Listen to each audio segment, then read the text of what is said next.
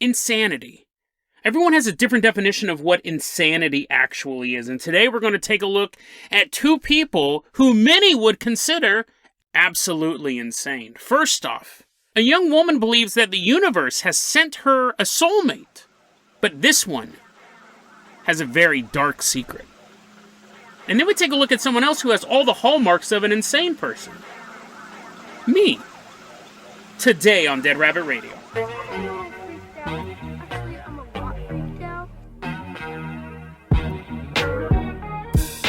Hey everyone, welcome back to another episode of Dead Rabbit Radio. I'm your host, Jason Carpenter. I'm having a great day. Hope you guys are having a great day too. You're like, Jason, didn't you just say you were insane? I don't know if I want to hang out with you this episode. Well, this person has no choice. They got to listen to it.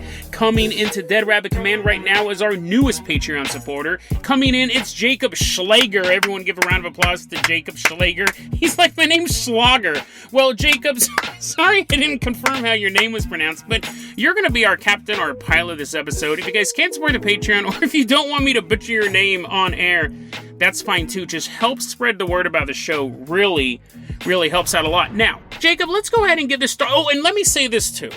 I have gone 756 episodes at this point, and I think I've cussed on 2 of them. Maybe more than that. This episode, this first story in particular, I'm going to have to say the F word multiple times. I tried figuring out a way to do it without it. And it's not like I think you guys are all prudes or anything like that, but if you do listen to this at work, God save your soul, because how often I talk about horrible fetishes. This one I talk about a fetish as well, or if you're listening around kids, or basically anyone who doesn't want to hear anything disgusting, if you do happen to listen to it around them, this one I'm going to be dropping the F-bomb a lot. So just a heads up, if you are listening to this at work, put some headphones on, you're operating heavy machinery, they're like, Bill, you're about to crush your fingers. But you just can't wait to listen to this podcast. So fingers be damned. So Jacob, I'm going to go ahead and toss you the keys to the Jason Jalopy. We're going to leave behind Dead Rabbit Command. We are headed out to Serbia. I've never really seen Serbia. I watched this documentary a long time ago called Behind Enemy Lines, and it was about Owen Wilson got shot down in Serbia, and he made it. He got in front of enemy lines, thankfully, to tell us the story, but that's pretty much my only experience with Serbia.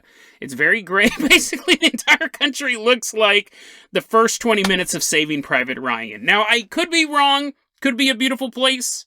I've lost all my Serbian listeners. The Serbian Tourist Board has now banned this show. But even according to this Serbians account, it doesn't seem like the best place ever. It seems like I'm pretty accurate. So we're driving around Serbia, and we're headed back to the year 2011. Now, we don't have an exact location, but again, the way she portrays this, it's just an endless wasteland. And we don't have a name for this young woman. We're going to call her Monique, just a stab in the dark. If that's her real name, I'm just guessing. Monique is driving through Serbia. Her mom's actually driving. She's a 16-year-old girl, and her mom's driving through Serbia, and she says it's this long journey. They're just driving for hours and hours and hours, and she's looking out the window, and she sees just dead grass. This is her story. Dead grass stretching for miles and miles, all the way to the horizon. She just sees dead yellowed grass. And that's the nice part of Serbia. And while she's riding in the car and she's staring out the window, she hears a voice in her head. But he fucks dead bodies. Now, Monique didn't identify this as a voice different than her normal imagination. If anything, it may be classified as an intrusive thought. We did an episode on intrusive thoughts before. Intrusive thoughts are absolutely fascinating. In a nutshell, your brain will get stuck in a loop. A lot of people think they're going crazy when they have intrusive thoughts. And intrusive thoughts can be really bad. They can actually be counter to what you normally would believe. So you may love your child, but every so often you get this thing stuck in your head being like, I just want to smash him in the head with a hammer. I just want to smash, and it terrifies you. You're like, no, I don't want to smash him in the head with a hammer. I love this little dude. But an intrusive thought, and the more you think about it, the more it gets in. It's the bear you feed. It's that whole analogy. Everyone has two wolves in them, and the one that, gets stronger is the one that you feed. So people have intrusive thoughts about all sorts of stuff. People have intrusive thoughts about, like, their sexuality. it's absolutely fascinating. I did a whole episode on it. I'll put it in the show notes, and it makes you question who you are. But that's all it is, an intrusive thought. It's just this weird thing that humans go through. You're not alone. So this may be classified as an intrusive thought.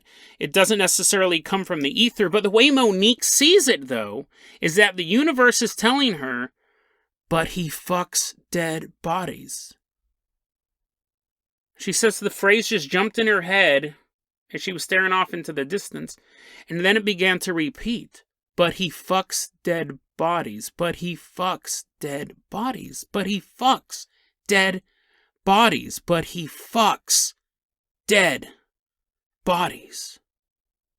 And as this thought is rolling around in her head, she comes to this conclusion.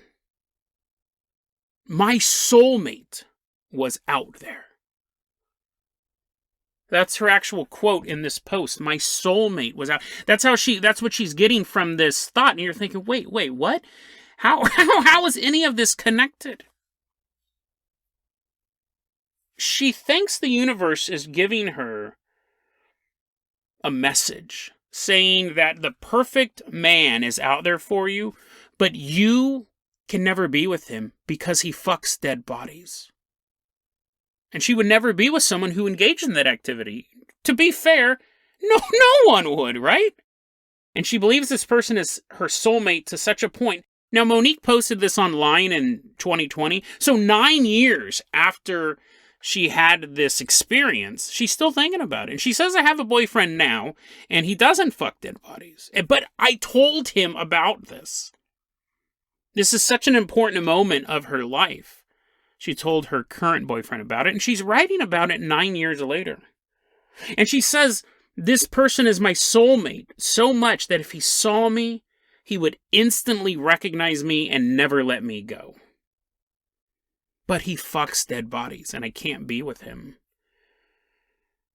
She now knows that she has a soulmate out there, but his crime is so heinous, she'll never be with him. And this is how she ends her post. Please don't insult me. I'm a fragile, lonely soul, and my life is heavy. Don't push me down. Love to the nice people on here. Please help me. Am I lost my mind? What are those thoughts? Now, she posted that back in 2020. She hasn't posted anything since. And she had a pretty active, this was on Reddit. She had a pretty active posting history, and that's the one thing I like about Reddit is that I can track back stuff. She had been posting pretty much the entire year of 2020 and a bunch of different topics. And then her last series of posts was this, and they got deleted. She was posting them in subreddits like The Truth Is Here and Paranormal, Ghost Stories, stuff like that. They got deleted from a few of them. She was reaching out for help. Now, it's definitely possible that this is a creepypasta. This is an ARG that started up or anything like that. I haven't seen anything to prove that, but it's possible. And as far as the making fun of thing, that's really not what I want to do here, but I thought this was so fascinating to look at because what we have here is a young woman who most likely, well, there's two options here. There's a rational option and a paranormal option. The rational option is that she did have some sort of intrusive thought. And intrusive thoughts to the unknowing or untrained mind are absolutely terrifying. Absolutely horrific thoughts can pop up into your head. I know people who have a fear of holding babies because they're afraid they're going to smash them against the ground. And they would never do that. They wouldn't even drop a watermelon. But they had it for whatever reason. That intrusive thought got into their head. And every so often it pops up. And they're afraid they'll actually throw a baby to the ground. And I've had people confide in me all sorts of intrusive thoughts. When I did the episode, I got a lot of emails and a lot of YouTube comments, mostly emails, because people wanted to be private about intrusive thoughts they were having. And all of them I go, listen, it's just an intrusive thought. If you think it's something more serious, you may want to talk to someone, but most likely follow the steps in the episode. And basically, like, you have to... I actually don't remember how you got rid of them. I don't remember if you ignored them or if you just let it play out. In real life, don't smash the baby, but there is a trick. I don't remember it off the top of my head, but go listen to that episode if you're holding a baby. But yeah, so intrusive thoughts, it's just a weird quirk of biology. And now she could be having that, and that but he fucks dead bodies just popped in her head, and she thought it was weird, and then it started cycling through. This is 9 years later. She's a grown woman. She was 16 when this happened. Now she's, 25? She's still worried about these. She ends it. What are those thoughts? Now, when I look at the comments to this Reddit, most of them were, "You're insane. You have some sort of mental problem." And an intrusive thought does not mean you're insane. But I thought it was interesting how everyone kind of defaulted to that. And to be honest, myself as well. I go, she's nuts. And I set it aside. I came across this a while ago. I set it aside. And I was just going through my notes, and I came back and I read it with a fresh set of eyes, and I go, well, she's nuts. I mean, I don't think she's legally insane by any means, but I don't think she is. I think this is an intrusive thought playing in her head, is what I'm saying. But we're so quick to judge her. Now, let's look at the paranormal aspect of this. Why couldn't the universe be telling her that there's a soulmate out there, but he fucks dead bodies? We've covered way weirder things on this show. And it's so interesting because this is on paranormal subreddits. This post is on The Truth Is Here.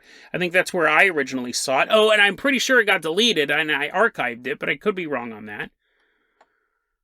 This was on The Truth Is Here subreddit. And they talk about UFOs and ghosts and Bigfoot and paranormal and dimensional rifts. And if she had said, I was driving through Serbia and I think an alien named Voltar beamed a message into my head that soon the apocalypse will come and I have to repair, this would have gotten way more traction, right? This might have gone viral. But because the voice was saying, but he fucks dead bodies, we go, that's insane. And I find that so fascinating. I don't want to get too much into the weeds in this, but I find it so fascinating what we as paranormal research, and myself included in this, decide what is insane and what is not. Travis Walton saying that he got sucked aboard a spaceship back in the early 80s, 70s, whatever that was, and got experimented on and broke free and all that stuff, and then came back to Earth and did a movie and a book and all that stuff. We accept that. We accept that as part of UFO lore. She gets laughed off of Reddit. She's insane. And so I find that why couldn't she have been relayed this information? But I wanted to include it in the insanity episode because it does highlight what we would consider insane behavior. The universe saying, but he fucks dead bodies to you, and then making the leap to, oh, that must mean I have a soulmate out there, but he fucks dead bodies, and so on and so forth. Like, it almost feels like you have the intrusive thought, and then you have the... It seems like such a conclusion to jump to. Now, she went to talk to any random person, this would be considered insane. Even in the fringe world we exist in, us fans of the paranormal, this is considered an insane belief. But why? Why is this any weirder than someone saying that they woke up in the middle of the night, there was a bunch of aliens standing around their bed, or they were walking down a dark hallway, they saw a ghost, and the ghost delivered a message to them? Why would this be any different? I find that fascinating, but I didn't want to jest. I don't think it was fair, and I'm not picking on her either. I did want to make sure that we weren't saying, let's look how crazy this woman is. We can look at the belief, and I hope she's found some peace. She hasn't posted since. I hope she's found some peace. But Jacob, let's go ahead and fire up the Carpenter copter. We're leaving behind Serbia. Picturesque Serbia. Let's go ahead and buy some postcards while we're here and send them off to our worst enemies. Jacob, let's go ahead and leave behind Serbia. We are headed all the way out to Hood River, Oregon. Now, talking about insanity, let's shift attention to me. And I'm not talking about the fact that I believe in ghosts and aliens and Bigfoot and all this stuff, because that is fairly accepted. It's becoming more accepted in modern society. Like, if you walked up to your coworker and said you believed in Bigfoot, you wouldn't be fired. If you walked up to your coworker and said, man, I think I found my soulmate, but he fucks dead bodies, that might cause human resources to get involved. But generally, and this is what's so fascinating to me. Here's the thing. You have basic society that just thinks believing in any of it is dumb. They don't think it's rational, ghosts or Bigfoot or aliens and stuff like that. And they might think you're a kook. They might think you're a little weird. But they probably won't think you're certifiably insane. If you went to work and you started talking about flat Earth, people would think you were more insane. But like you know what I mean? There's that hierarchy. It's almost like an iceberg. You can make an iceberg of what people find insane instead of obscure stuff. Like, at what point do people go, no, you can't talk about that at work. Now you're nuts. And one thing that I believe in, which I think people believe, I believe in ghosts, and I believe in aliens, and I believe in Bigfoot is always iffy on me. I believe there's something out there, but I just don't know how to classify it. Maybe he exists, but I believe there's something to the sightings. I just don't know how to classify it. But I'm open to the Bigfoot thing. But if I told people about my experiences with the law of attraction, you would go, you're nuts, dude. Like, you're nuts. If you actually, Jason, if you actually believe what you're telling me, you're nuts. You're as nuts as the girl in the first story. We've talked a lot about the law of attraction on this show. I've done a couple episodes, I'll put them in the show notes, and I'm not going to retread all that ground. But basically what the law, and this is why law of attraction at its core is insane. The law of attraction is seeing something and believing something different. That is the hardest part of the law of attraction. Wallace Wattles, who wrote the greatest book on the law of attraction, basically is you can manipulate the universe by your own thoughts. You can manipulate fate by your belief. That's in a core. And Wallace Wattles wrote the greatest book on the law of attraction, really the first modern book about it. I know Neville Goddard wrote it, and I know The Secret was written, and I know you have all these other books. The Science of Getting Rich is the earliest modern book on it. And he says in that, you have to believe opposite of what you see. That makes you a mastermind.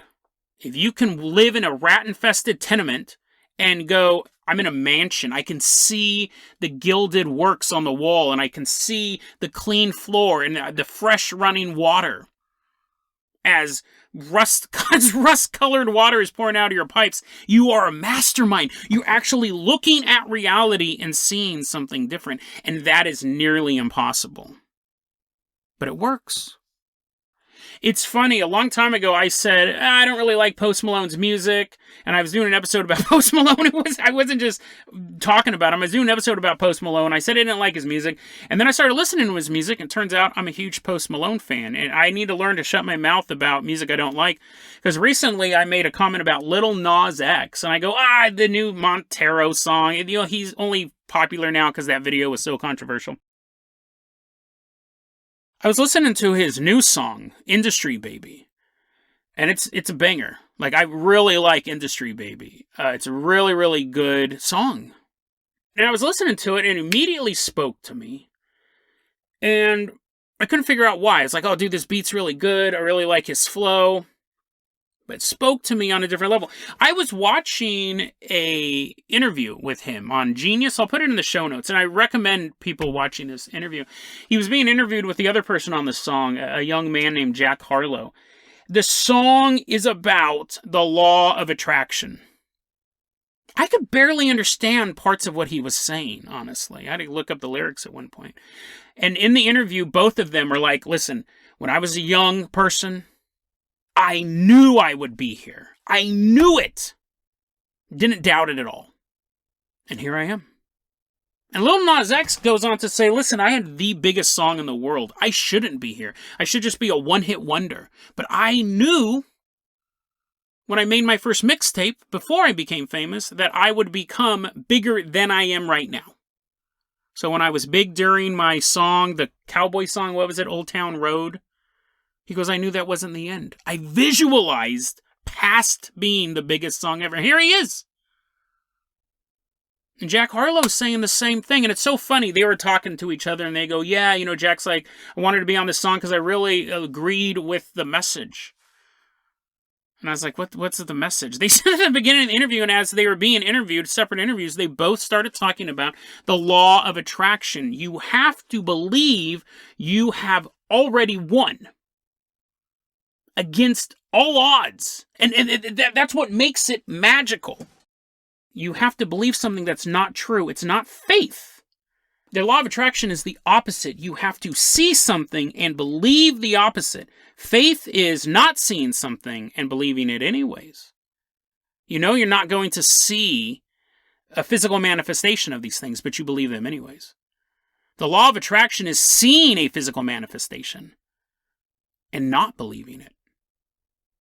And that's the hardest thing to do, because I'm sitting in this closet and I'm dripping with sweat because it's so hot in here. And I have to visualize myself in a recording studio that I own in the basement of my house. Wood paneling and acoustic foam everywhere. I have to visualize success. And not visualize that I'll have it someday. I have to believe I have it now. And that is the hardest thing to do. And when you look at people like Lil Nas X and Jack Harlow, they did it, and they're talking about it. The law of attraction is so fascinating to me, but a normal person, and I would argue even a lot of people in the paranormal community, I would argue even a fair amount of this audience would believe I am insane to believe it and to preach it as much as I do. You go, Jason, that's impossible. Like, sure, it might work, but I believe it. I believe it. And that, to me, is the key to magic. And that's where we're really going to get insane. I've mentioned before on the show, it's funny, this is kind of becoming a clip show. I've mentioned before on the show that back in college I used to study magic. Study the magical arts, right? And it's funny because it's one of those things I don't talk about a lot because it is insane. But it's funny. I'm cribbing it, right? I didn't just study magic, I practiced magic. And it's funny because, see, I don't tell a lot of people that. I'll talk about ghosts and I'll talk about seeing angels and all sorts of weird stuff. But when I bring up this, even I know that's a bridge too far. And it's funny because we cover magic all the time on this show. And I'll always like make fun of witches and stuff like that. I really make fun of the witch culture, the way they cast their spells. But at the end of the day, what it is you have to believe the spell works or it doesn't. And if you doubt it for a second, it doesn't. And Jason, you're thinking, you truly are insane if you believe that you can cast a spell. I think law of attraction is the magic without the ritual. The ritual helps you focus on what you want, not what you want, what you have already. You have to believe you already have the success and you're already grateful for getting it. You can't believe if I work you have to work really hard. That's a component of it. That's something a lot of people forget. They just visualize having the perfect romantic partner, and yet they don't work on themselves to make themselves attractive to the ultimate romantic partner, whether that's physical or mental or social, whatever. Like, you have to do both. I want to have a successful podcast. I have to work. I haven't eaten today. I have not eaten today. I got off work and came here, and I'm recording this. I'm like, Jason, you can eat. The law of attraction does not say you can't eat. But I'm driven. Meal can wait. Food can wait. It's interesting because if someone was walking by, they would think I was nuts just talking about this. And there's a segment of the paranormal community that thinks magic is nuts. Believes in ghosts, believes in Bigfoots and UFO. I really don't think there's a huge crossover between people who believe in aliens and Bigfoot and people who believe in magic. Ghosts and magic, I think there's more of a crossover, but if you had a Venn diagram of the different conspiracy theories, I think aliens are so tech-based, a lot of people go, oh, they have these warp drives and stuff like that, and there's very science-based, and people who believe in magic, that magic works, I think even they would be laughed at by those people, right? So is that an insane belief, that I believe magic works? It's interesting. The reason why I wanted to bring this up, the reason why I wanted to bring up this insanity thing. Now, do I actually think I'm insane? No. Do I think that my beliefs of, like, the law of attraction and believing, and see, believing is not even the word. It's knowing. I know I'm sitting in a folding chair that I got at Walmart while my microphone is attached to another folding chair. What I have to know and not doubt for a second that I'm sitting in a $50,000 studio with a mahogany desk, padded seat. You have to picture the seat. You have to picture how the wheels roll when you move. The smell of the studio. The reflection on the glass door. You have to picture it. And that's the difference between me and Lil Nas X. He's mastered that. I'm still an apprentice.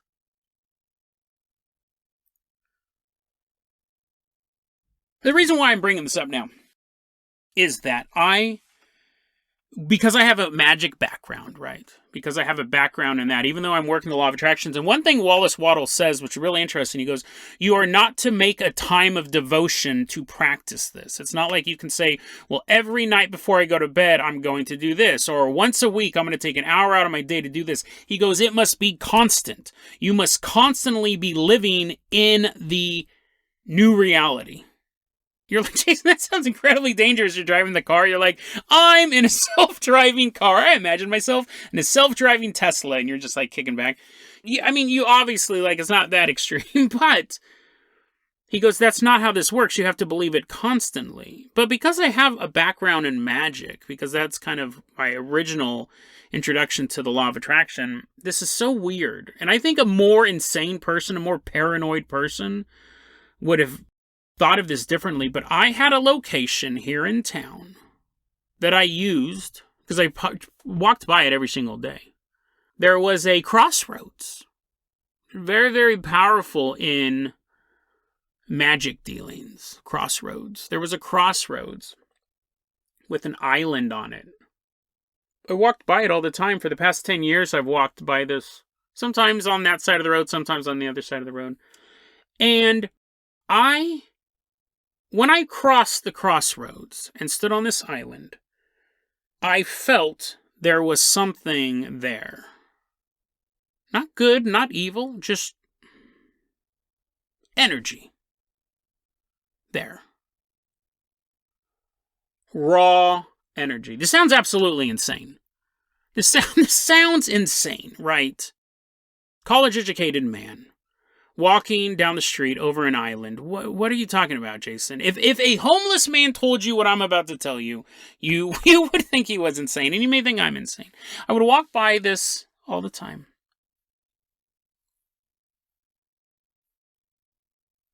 And I decided to start to use this island as a focus point for my law of attraction. For the podcast, really. That's my big law of attraction. I want as many people as possible to listen to this podcast. I think it helps people. I think it entertains people. And I would love to do it full time, right? I've talked about this on the show. I would love to get to the point where we are traveling across the country or the world, visiting Hanshieville, talking to people who have experienced these events. You know, that would be really cool. That is my vision of this show. So when I would cross this island, I would it's not imagined, but I would see the show grow. I could feel it getting stronger. And I did that all the time. Now, I did it when I was at home too, but I felt that this place was powerful. 100 years ago, a church would have been built here. That's how I felt. Old missionaries would have walked by and they would have sensed that power. Maybe an angel would have guided them to build a location here. Maybe even farther back, it was a sacred spot. This 20-foot by 20-foot piece of land might have been a sacred spot to the natives who lived here thousands of years ago. But now it's part of a road. But there's that little island that you can walk on. And when you step onto that island, it felt powerful. And I used it all the time. And it worked. It worked. It's been destroyed. It's gone now. It's destroyed. This island is no longer there. Some construction crew came out. They tore it to pieces and laid in these massive pipes. These pipes were bigger than the machinery they were using to put these pipes in. And the pipes were so big, I thought, how are these even going to fit underground? What is going on here? I mean, you could drive a tractor through this. I'm like, why are they putting such a giant pipe under here? Why are they putting such a giant pipe underground? But while I was thinking about the physics of what this giant pipe would do, my island was gone. My shrine. Even though Wallace Waddles say you don't need one, I felt like this amplified things. And it's gone. The law of attraction is a crazy beast, because I think in a way everyone's tried it, even if you didn't know what it was.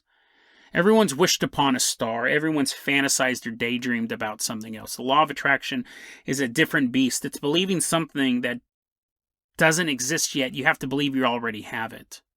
You have to believe you already have it. And if you think that you don't, the universe will not provide it for you. Because you think that you don't. And so the universe goes, I guess he doesn't need it. Then you get a young man like Lil Nas X, who again put in the hard work, but also visualized this whole time that he would be past where he is now. You don't need a shrine. You don't need a location. You don't need a specific time of day to do this in. You just need to do it all the time. But let's put our conspiracy caps on and wrap it up like this. Conspiracy caps fully on. Let's say that I'm right about this. Let's say that not only am I right about the law of attraction, which I believe I am, you could argue the island, right? You go, Jason, you love walking. It's a pretty scenic part of your walk, right? It's kind of in between places, and it's a crossroads, and you know about how those exist in the paranormal world. Maybe you just like stepping up there. Maybe just like the daydreaming and stuff like that. Sure, right? But conspiracy caps fully on. What if I was right? I had tapped into some place that was powerful. And that power was seen by others. This is my big issue about saging houses. I believe in ghosts, and I believe in sage, and you can smudge places. But when you put a protection spell on something, you're basically letting the paranormal world, there's someone in there worth getting at. You know what I mean? People have those little signs on their lawn saying we are protected by security. That lets me know that you have stuff in there that is worth securing. And so let's conspiracy cap fully on. I'm going there, and I'm doing this. I'm believing, doing the law of attraction thing in this spot. I'm focusing all my mental energy while I'm in this spot. And over years, it's building up, and other forces see this. They're detecting all this emotional energy in what is otherwise an intersection. It's open to the public. So they destroyed it. Who is they? I don't know. Again, conspiracy caps fully on, but they destroy it.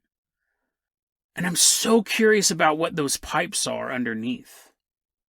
I mean, these were some of the biggest pipes I've ever seen in my life. What if it is a place of power? But people can't just do rituals. People can't do rituals in the middle of the road. So just like how you would build aqueducts to move water from one place to another, just how you would create life in Southern California by diverting all these rivers and damming all of these lakes, so you can move water into Los Angeles and build a city where there shouldn't be one. What if they're doing the same thing with that raw power that I just stumbled upon? Some dumb kid throwing up images to the universe. And I'm standing on what could only be really classify it as a Stonehenge level location.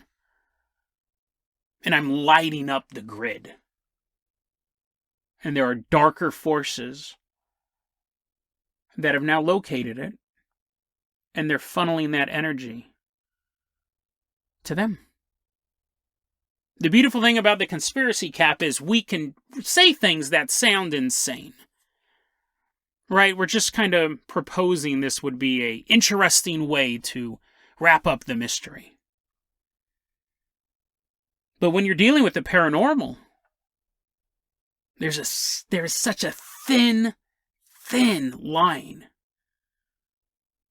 between insanity and the secrets of the universe.